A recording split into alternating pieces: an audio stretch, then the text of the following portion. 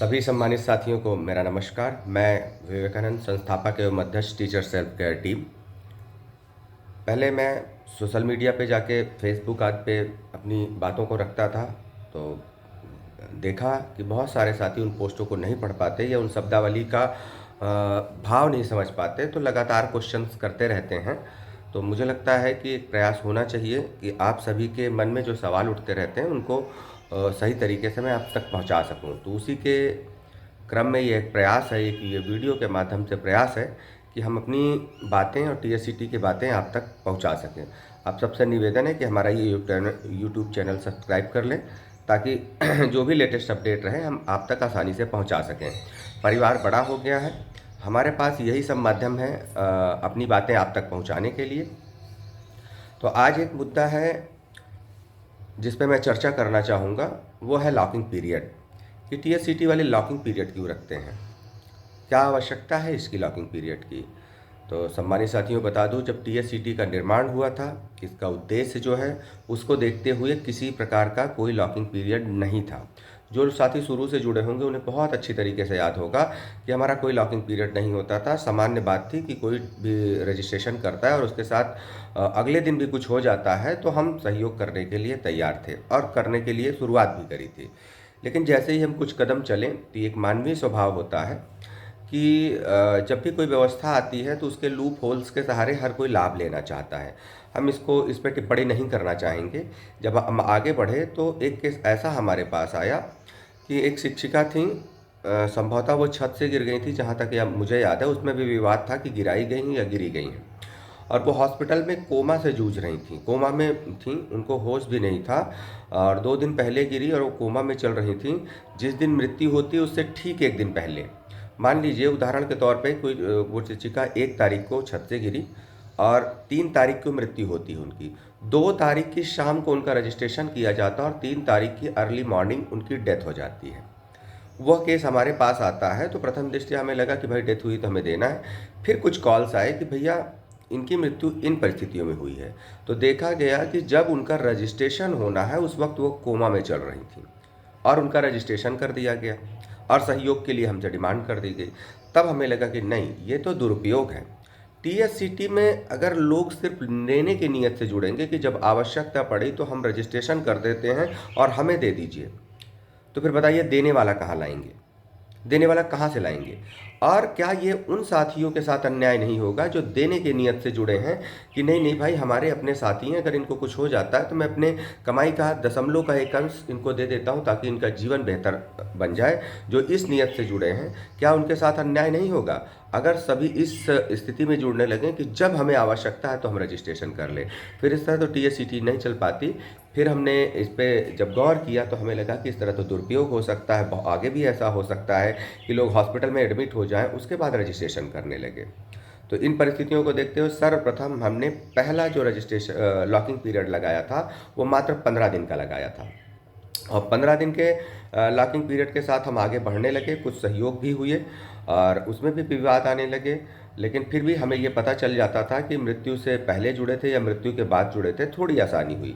हम आगे बढ़े तभी कोरोना की सेकेंड वेरिएंट आ जाता है और वो काफ़ी तेज़ था और देखने को मिला कि अचानक से रजिस्ट्रेशन बढ़े।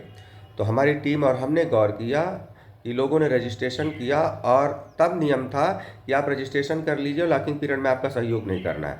तब गौर किया गया कि बहुत सारे लोगों ने अचानक से लॉकिंग रजिस्ट्रेशन कर लिया लेकिन सहयोग नहीं कर रहे हैं कि जब हमें कोई दिक्कत होगी तो हम सहयोग कर देंगे, क्योंकि 15 दिन का ही लॉकिंग पीरियड है। तो उसमें जो कोविड की गाइडलाइन आई थी उसमें था कि जो कोविड का इफेक्ट है वो 15 दिनों में स्पष्ट कर देता है कि आप रिकवर होंगे या नहीं रिकवर होंगे। तो हमने ऑब्जर्व किया कि लोग इस स्थिति में कि जैसे ही स्वास्थ्य गड़बड़ हो रहा था तुरंत रजिस्ट्रेशन कर दे रहे थे और ठीक होने के बाद वो सहयोग नहीं कर रहे थे।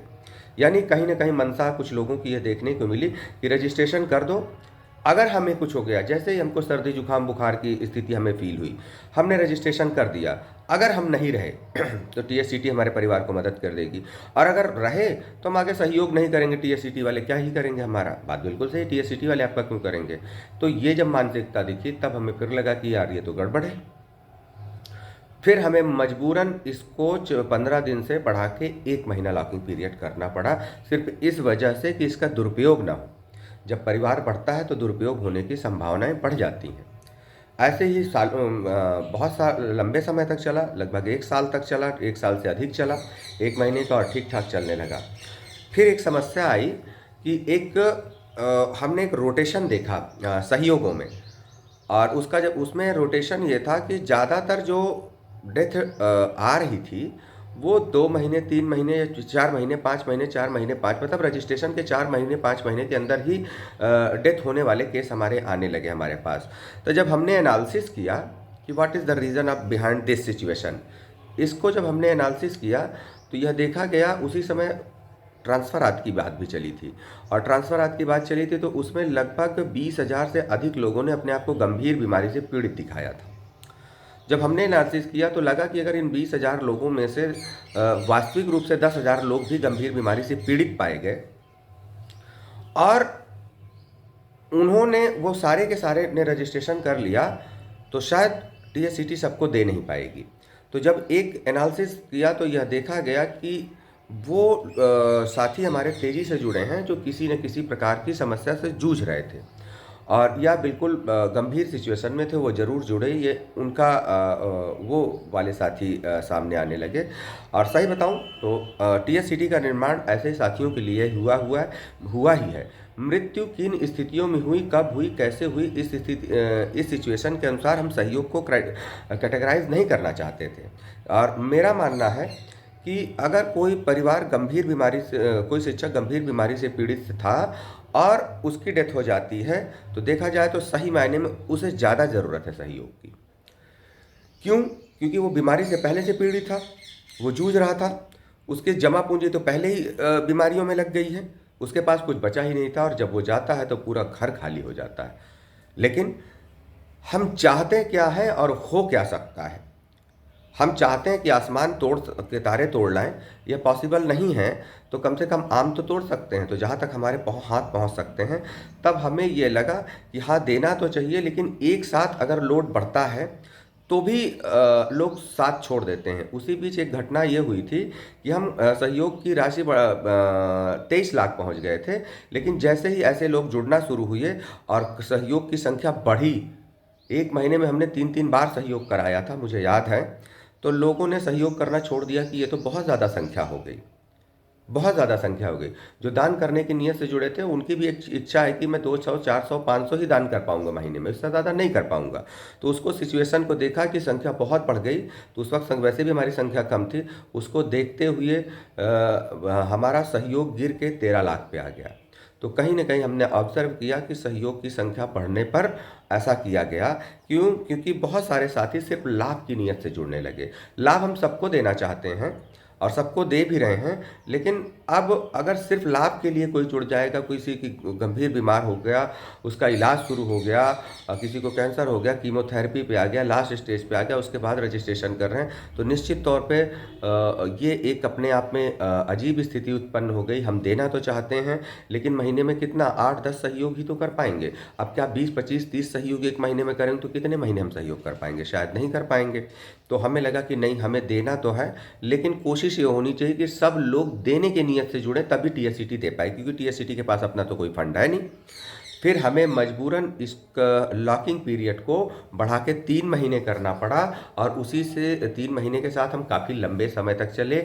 और फिर हमने गंभीर बीमारी का एक लॉकिंग पीरियड निकाला कि अगर कोई व्यक्ति गंभीर बीमारी से पीड़ित है, वह जुड़ता है, तो उसे यह मेंशन करना पड़ेगा कि वो पीड़ित चल रहा है, और उसके लिए लॉकिंग पीरियड 1 साल रखा गया। मैं इस बात को स्वीकार करता हूँ कि मानवीय आधार पर यह ठीक नहीं है लॉकिंग पीरियड, मानवीय आधार पर यह लॉकिंग पीरियड ठीक नहीं है। मैं इस बात को स्वीकार करता हूँ, सहर्ष स्वीकार करता हूँ। लेकिन अगर उत्तर प्रदेश में 10 लाख शिक्षक हैं, शिक्षक कर्मचारी हैं जिनको हम जोड़ रहे हैं, अगर उसका 1% भी गंभीर बीमारी से पीड़ित चल रहे हैं, जो शायद हम बहुत ज़्यादा सर्वाइव न कर पाएँ, तो वो संख्या होती है 10,000, और उसका आधा % बहुत गंभीर है, तो वो संख्या होती है 5,000। अगर वो हमारे बीच जुड़ जाते हैं और 1 साल भी सर्वाइव नहीं कर पाते, तो क्या 1 साल में हम 5,000 लोगों का सहयोग कर पाने की स्थिति में हैं? शायद नहीं। हम सहयोग तो करना चाहते हैं, लेकिन सहयोग होता रहे, टीएससीटी बची रहे, टीएससीटी से लोग जुड़े रहें। इस वजह से यह क्राइटेरिया बनाया गया है, ताकि सहयोग की संख्या बहुत ज़्यादा ना होने पाए और लोग देने के नियत से जुड़ें और लास्ट मोमेंट पे ना जुड़े। जब थोड़े से नियम सख्त रहेंगे तो हर व्यक्ति स्वस्थ रहते जुड़ जाएगा। अभी कल हमारे एक पदाधिकारी हैं सोनभद्र से, मेरी उनसे बात हो रही थी, तो उन्होंने बताया कि हाँ सर, ऐसा हो रहा है। और उन्होंने बताया कि हमारे एक ब्लॉक है हमारे यहाँ का, वहाँ पे एक शिक्षक हैं, दोनों पति पत्नी टीचर हैं। पत्नी किसी गंभीर बीमारी से पीड़ित चल रही हैं और काफ़ी बीमार चल रही हैं, और पति स्वस्थ हैं। पति महोदय ने अपना रजिस्ट्रेशन नहीं किया है, किंतु पत्नी का रजिस्ट्रेशन करके सहयोग कर रहे हैं। यानी कि पत्नी बीमार चल रही तो उनका रजिस्ट्रेशन कर दिया गया, लेकिन पति स्वस्थ चल रहे हैं तो उन्होंने अपना रजिस्ट्रेशन नहीं किया। अगर यह मनसा होगी कि हम हमारी मुसीबत में सब लोग हमारी मदद कर दें, लेकिन हम किसी की मुसीबत में मदद ना करें, तो कैसे हो पाएगा? टीएससीटी काम तो इस वजह से कर पाती है कि हम आपकी मुसीबत में काम आए, आप हमारी मुसीबत में काम आए। हम मुसीबत में फंस जाएँ तब मदद के लिए जाएँ, ऐसा नहीं है। तो लॉकिंग पीरियड बनाने के पीछे लॉजिक किसी को देने से रोकना नहीं है। उद्देश्य यह है कि सब देने की नियत से जुड़ें।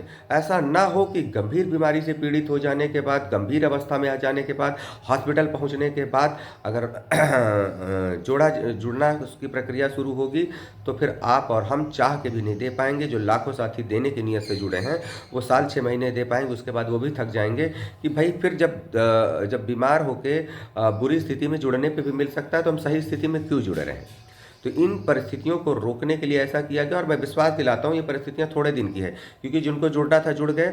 अब जो लोग हैं धीरे धीरे जुड़ रहे हैं। और एक बात ये भी बता दूँ, अगर सभी लोग जुड़ जाएं तो किसी प्रकार के लॉकिंग पीरियड की आवश्यकता ही नहीं होगी। सिर्फ 1 हफ्ते का लॉकिंग पीरियड रहे, 15 दिन का लॉकिंग पीरियड रहे और सब जुड़ जाएं। क्योंकि जब सब जुड़ ही गए तो लेने की नीयत से जुड़ने वाला कौन है? बचा ही। सब जुड़ गए तो जुड़ गए। तो लॉकिंग पीरियड का उद्देश्य यही है कि इसका दुरुपयोग रोका जाए, ना कि किसी को सहयोग से वंचित किया जाए।